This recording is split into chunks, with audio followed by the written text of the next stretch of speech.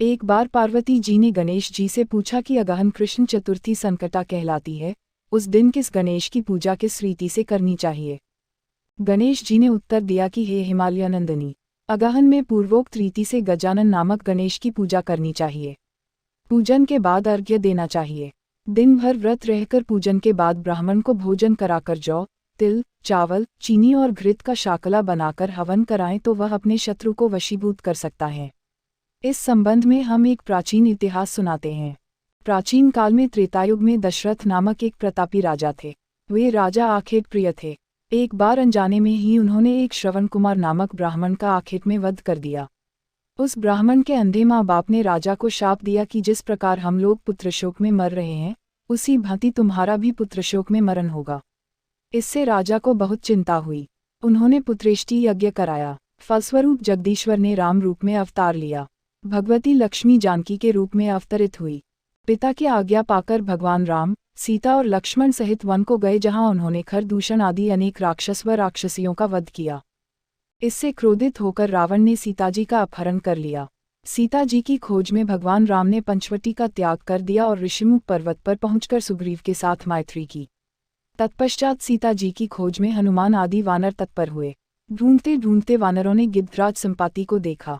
इन वानरों को देखकर संपाति ने पूछा कि कौन हो, इस वन में कैसे आए हो, तुम्हें किसने भेजा है, यहाँ पर तुम्हारा आना किस प्रकार हुआ है।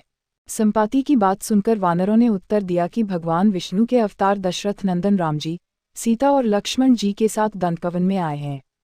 वहां पर उनकी पत्नी सीताजी का अपहरण कर लिया गया है। हे मित्र, इस बात को हम लोग नहीं जानते कि सीता कहाँ है। उनकी बात सुनकर संपाति ने कहा कि तुम सब रामचंद्र के सेवक होने के नाते हमारे मित्र हो। जानकी जी का जिसने हरण किया है और वह जिस स्थान पर है वह मुझे मालूम है। सीता जी के लिए मेरा छोटा भाई जटायु अपने प्राण गंवा चुका है। यहाँ से थोड़ी ही दूर पर समुद्र है और समुद्र के उस पार राक्षस नगरी है। वहाँ अशोक के पेड़ के नीचे सीता जी बैठी हुई है। रावण द्वारा अपहृत सीता जी अभी भी मुझे दिखाई दे रही हैं। मैं आपसे सत्य कह रहा हूँ कि सभी वानरों में हनुमान जी अत्यंत पराक्रमशाली है, अतः उन्हें वहां जाना चाहिए। केवल हनुमान जी ही अपने पराक्रम से समुद्र लंघ सकते हैं, अन्य कोई भी इस कार्य में समर्थ नहीं है।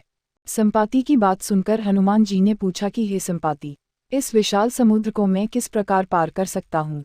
जब हमारे सब वानर उस पार जाने में असमर्थ हैं तो मैं ही अकेला कैसे पार जा सकता हूँ।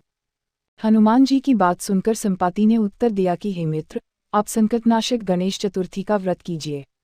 उस व्रत के प्रभाव से आप समुद्र को क्षण भर में पार कर लेंगे। संपाति के आदेश से संकट चतुर्थी के उत्तम व्रत को हनुमान जी ने किया। हे देवी, इसके प्रभाव से हनुमान जी क्षण भर में समुद्र को लंघ गए। इस लोक में इसके समान सुखदायक कोई दूसरा व्रत नहीं है।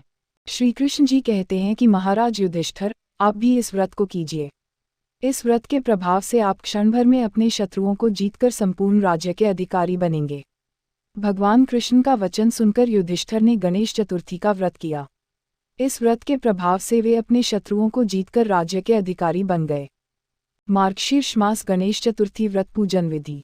प्रातःकाल उठकर नित्य कर्म से निवृत्त हो, शुद्ध होकर स्वच्छ वस्त्र धारण कर लें।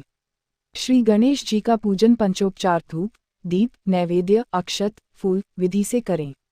इसके बाद हाथ में जल तथा दूर्वा लेकर मन ही मन श्री गणेश का ध्यान करते हुए व्रत का संकल्प करें।